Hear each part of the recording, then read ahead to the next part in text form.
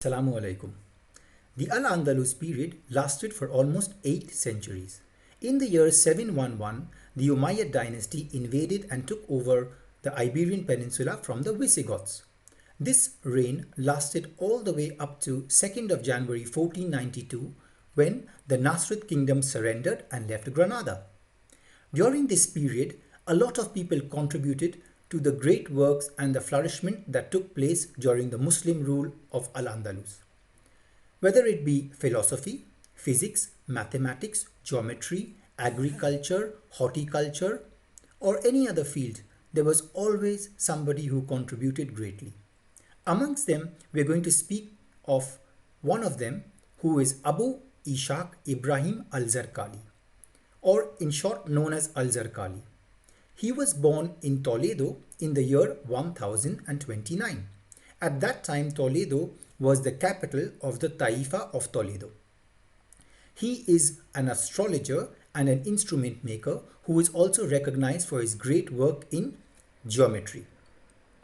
He was a trained metalsmith, and that gave him, because of his skills, it gave him the name of Al-Nikash, which means in Arabic, the engraver of metals. His name was later on Latinized and he was known as the Arsacialis. That would be his Latin name. Also, it would be very surprising for many to know that there is today a crater on the moon known as Arsacial, which is named after this Muslim astrologer Al-Zarqali. This crater lies a little bit south to the crater of Alphonsus.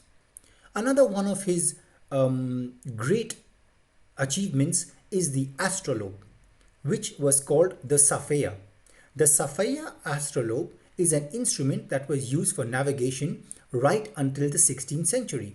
Now, Al-Zarqali is known to have made this astrolabe with a lot of perfection that helped sailors and navigators to go through the seas and the oceans. As you know, at that time, the mode of transport was ships. In 1085, the Christian king, who was the king of Castile, Alfonso VI, took over Toledo. When he took over, Al-Zarqali and many of his colleagues had to flee. It is not exactly known where did they go, but most say that he moved to Cordoba, although there are a few people who say that he may have died in a Moorish refugee camp. He is one of the most renowned Muslim contributors of the Al-Andalus period. Stay tuned, I will be putting up more videos of more Muslim scholars who have contributed during the Al-Andalus period.